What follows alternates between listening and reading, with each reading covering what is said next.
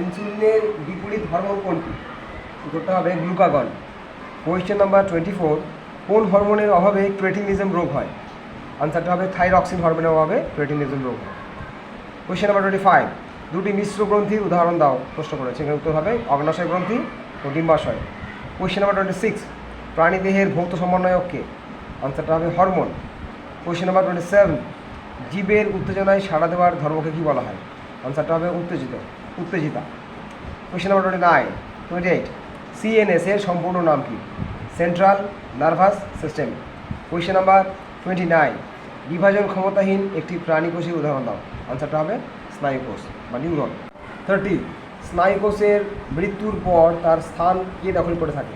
আনসারটা হবে neuroglia. Question number 31, একটি স্নায়ুকোষের চেষ্টীয় প্রবর্ধকের নাম কি? আনসারটা হবে সুষুম্নাকাণ্ড। কোয়েশ্চেন নাম্বার 32, স্নায়ুতন্ত্রবিহীন একটি বহুকোষী জীবের উদাহরণ দাও। আনসারটা হবে স্পঞ্জ, অথবা বলতে পারি মেসোজোয়ান অথবা প্ল্যাকোজোয়ান।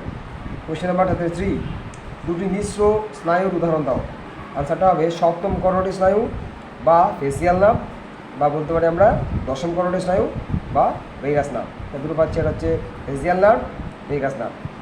কোয়েশ্চেন নাম্বার 34, মানবদেহের সবচেয়ে দীর্ঘ স্নায়ুর নাম কি? আনসারটা হবে স্টায়াটিক স্নায়ু। কোয়েশ্চেন নাম্বার 35, সাইন্যাপসের কোথায় নিউরোট্রান্সমিটার থাকে?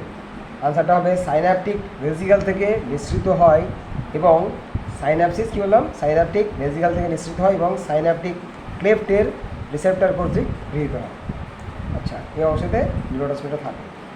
36 হচ্ছে একটি বহির্বাহী স্নায়ুর উদাহরণ দাও। তৃতীয় করোটি স্নায়ু বা অকিউলোমোটর স্নায়ু হচ্ছে একটি বহির্বাহী স্নায়ু উদাহরণ, এক্সাম্পল।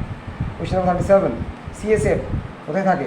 অর্থাৎ সেরিব্রোস্পাইনাল ফ্লুইড, মস্তিষ্ক ও মেরুদণ্ডে থাকে। কোয়েশ্চেন নাম্বার 38, মস্তিষ্কের সর্ববৃহৎ অংশ কোনটি? আনসারটা হবে টেলেনসেফালাম। 39, মস্তিষ্কের গহ্বরকে কী বলা হয়? আনসারটা হবে ভেন্ট্রিকল।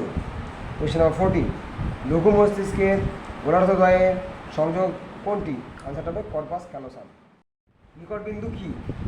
নিকটতম দূরের যে বিন্দুতে কোনো বস্তুকে চোখ দ্বারা স্পষ্টভাবে দেখা যায় তাকে বলা হয় নিকট বিন্দু। কোয়েশ্চেন নাম্বার 51, মানুষের চোখের জলে কোন উৎসেচক থাকে? আনসারটা হবে লাইসোজোম। কোয়েশ্চেন নাম্বার 52, মায়োপিয়া ও হাইপারমেট্রোপিয়া রোগীদের কী ধরনের লেন্স ব্যবহার করতে বলা হয়? মায়োপিয়ার ক্ষেত্রে অবতল লেন্স ও হাইপারোপিয়ার ক্ষেত্রে উত্তল লেন্স ব্যবহার করা হয়ে থাকে। কোয়েশ্চেন নাম্বার 53, ক্যাটরাক্ট হলে চোখের কোন অংশ ক্ষতিগ্রস্ত হয়? এটা হবে, আনসারটা হবে লেন্স। কোয়েশ্চেন নাম্বার 54, গমনে অক্ষম একটি প্রাণীর উদাহরণ দাও। আনসারটা হবে ইউগ্লিনা। এছাড়া আরও আছে, ক্রাইসামিবা আছে, একটা বলে হবে ইউগ্লিনা। কোয়েশ্চেন নাম্বার 55, মাছের গমনে কোন পেশি সাহায্য করে? তো মাছের বডি বা দেহের দুপাশে ডিয়াক্রান্তি পেশি তাকে বলা হয় মায়োটো পেশি। তো এই পেশি হচ্ছে গমন সাহায্যকারী পেশি। নাম্বার 59, পিভট জয়েন্ট কি? যে ক্ষেত্রে একটি নির্দিষ্ট অস্থিকে অক্ষ ধরে অপর অস্থিটি ঘুরতে পারে, এই অংশটিকে বলা হয় পিভট জয়েন্ট।